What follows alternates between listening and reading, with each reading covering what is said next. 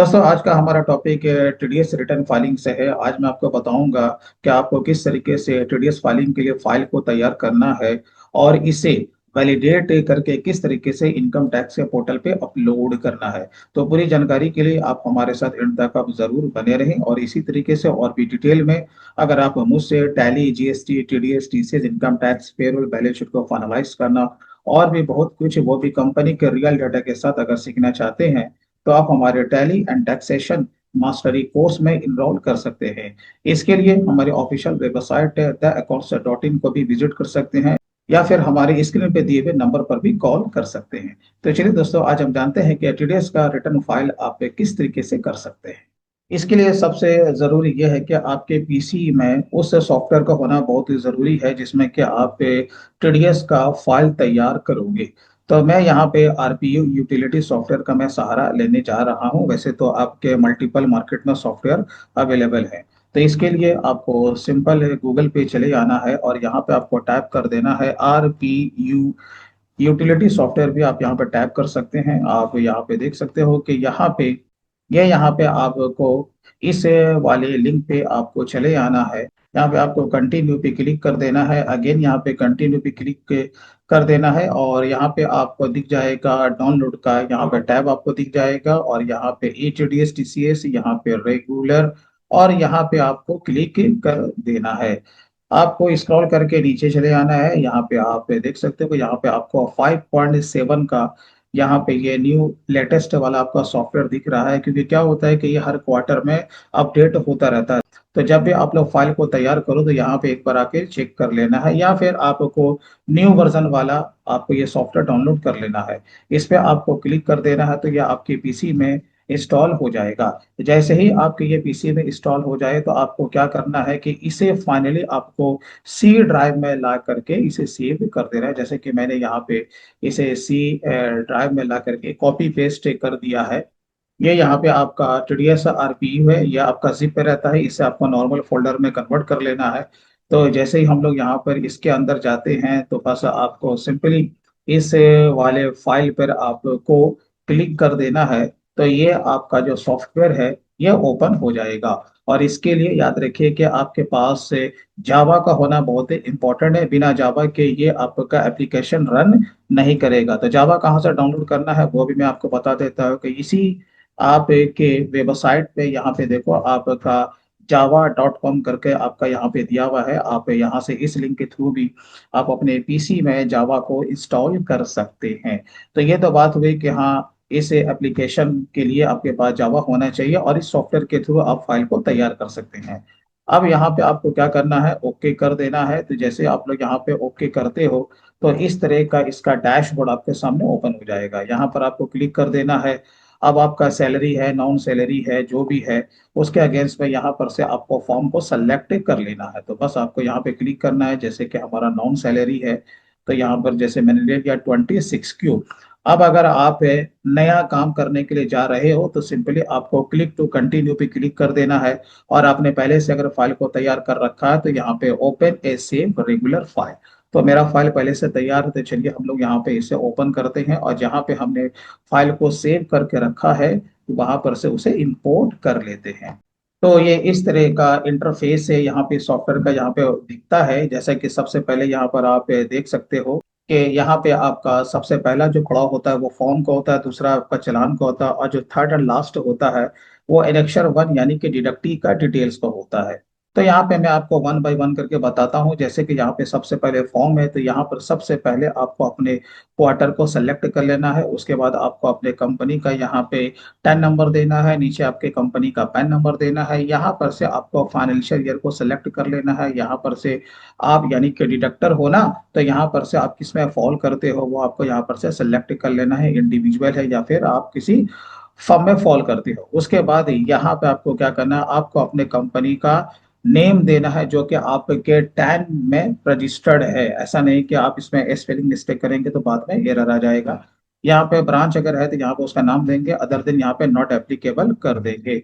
अब यहाँ बहुत ही सिंपल है कि यहाँ पर पूरा जो पूरा डिटेल्स है यहाँ पर आपको अपने कंपनी का एड्रेस देना है, और प्लस से जो कि आपका ईमेल आईडी है, जो भी आपका मोबाइल नंबर यहाँ पर रिक्वायर्ड होगा, वो सारा कुछ आपको यहाँ पे फिलअप कर देना है। उसके बाद आपको स्क्रॉल करके नीचे चले आना है। यहाँ पे आपका जो थर्ड वाला जो यहाँ पर पार्ट दिया हुआ है, रिस्पॉन्सिबल पर्सन का डिटेल्स यहाँ पे देना है। तो जिसका भी आप का साइन लगने वाला है, क्योंकि कंपनी अलग होती है, उसका रिस्पॉन्सिबल पर्सन अलग होता है, राइट। तो वो आपको यहाँ पर से उसका पूरा डिटेल्स आपको देना होगा। यहाँ पर बहुत ही सिंपल है, हो सकता है वो कंपनी का डायरेक्टर हो, या फिर अकाउंट्स मैनेजर भी हो सकता है, राइट, या फिर चार्टर्ड अकाउंटेंट भी हो सकते हैं। तो बहुत ही सिंपल है, यहाँ पर उनका पूरा डिटेल्स देना, उसका नाम, उसका डेजिग्नेशन, उसका पैन कार्ड का नंबर और उसका पूरा एड्रेस यहाँ पे देना है। प्लस यहाँ पे ईमेल है, और यहाँ पे उनका मोबाइल नंबर का डिटेल्स है।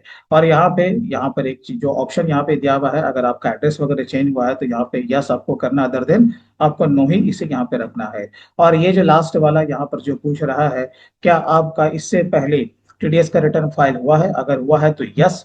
और उसके बाद जो उसका जो टोकन नंबर जो होगा, जब आपने इनकम टैक्स के पोर्टल पे या फिर एनएसडीएल के साइट पे जाके जो कि टीडीएस का जो फाइल जो अपलोड आपने किया होगा, तो वहीं पर आपको टोकन नंबर मिलता है, राइट। तो वो आपको यहाँ पे देना होगा। तो ये आपका एक सिंपल सा फॉर्म होता है, और इसी से आपका फॉर्म नंबर 27A जनरेट होता है।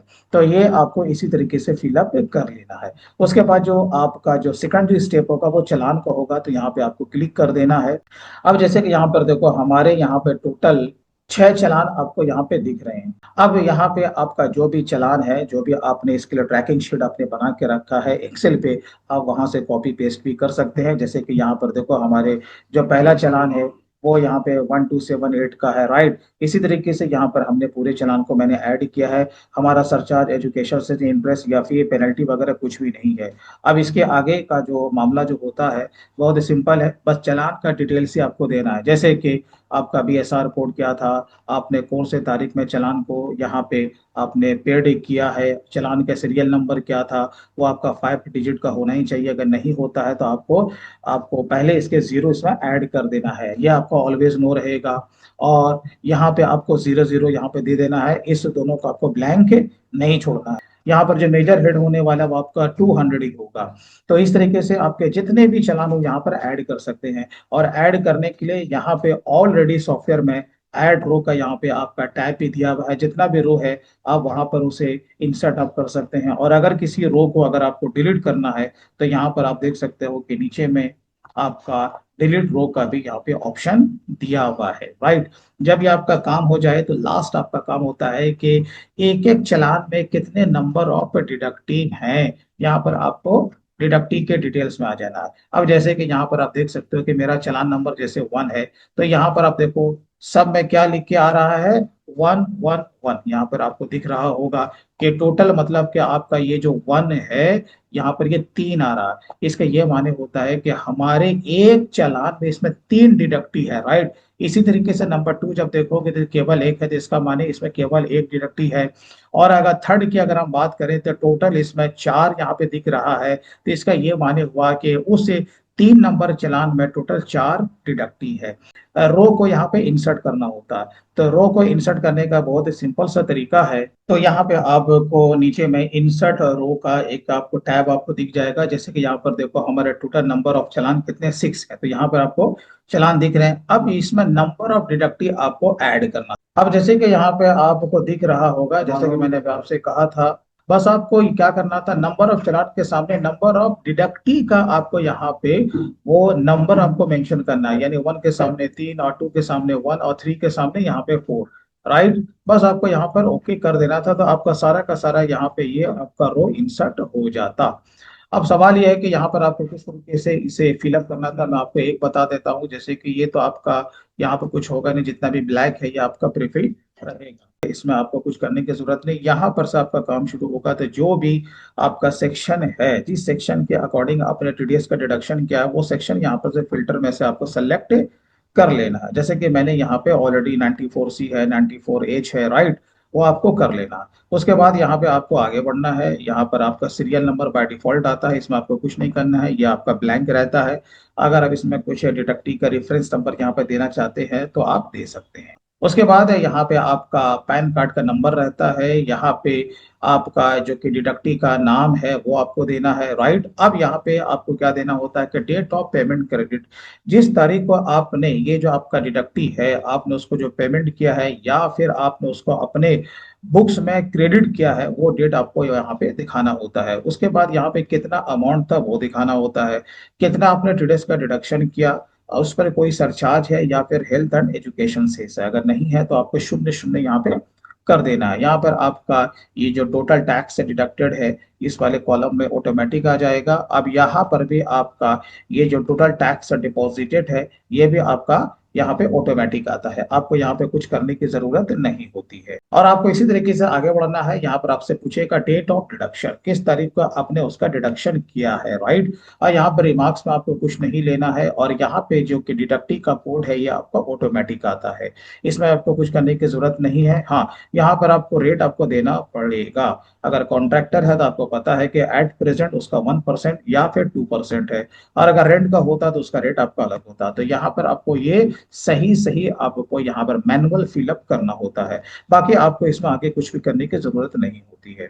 तो ये तो बात हुई कि आपको इसी तरीके से डिडक्टी का डिटेल्स आपको हर चालान के अगेंस्ट में आपको दिखाना होता है। फाइनली आप इसे सेव करोगे, उसके बाद आपको क्या करना, तो फाइल को क्रिएट करना होता है।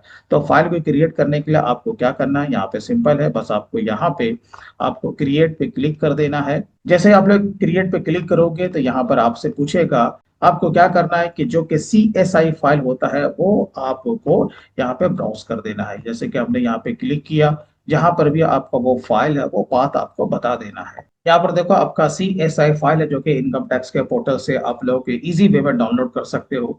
यहाँ पर आपको उसे सिर्फ लिंक कर देना है, और यहाँ पे ये जो आपने RPU यूटिलिटी में जो कि आपने ये जो पूरा फाइल को तैयार किया है, बस ये वाले फाइल को आपको यहाँ पे ब्राउज कर देना है। जैसे कि यहाँ पर आपको क्लिक करना है, अगेन आपको उसी वाले पाथ पे चले जाना है। तो यहाँ पर देखो हमारा जो फाइल का जो मैंने नाम रखा है यहाँ पे Q1 है, और यहाँ पर मैंने उसे कर दिया, बस आपको वैलिडेट पे क्लिक कर देना है। यहाँ पर देखिए आपको ये मैसेज करके आ जाएगा फाइल वैलिडेटेड सक्सेसफुली। अगर कुछ फाइल में कुछ एरर आता तो वो आपको यहाँ पे शो कर देता, आप उसे बाद में रेक्टिफाई भी कर लेते, बस आपको इसे ओके कर देना है।